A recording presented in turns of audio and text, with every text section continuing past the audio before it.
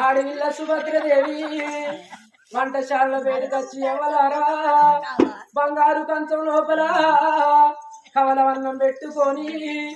తొలి బుక్క తీసి నోటి కాడ పెట్టంగానే అమ్మా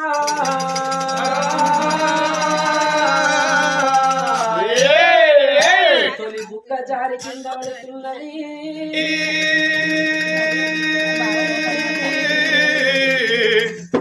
ఎవలారో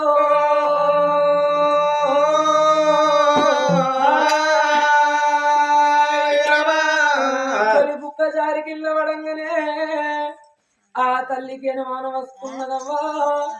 తొలి బుక్క జారి కింద పడ్డట్టు ఉంటే అన్నం ప్రసాదం ఉడిచిపోయినట్టాట మారు బుక్క జారి కింద పడితే మారన్నం దొరుకుతుంది కానీ తొలి బుక్క జారిపోతేరా అన్నం బాకి చేరినట్టయినా ఎవ్వలారా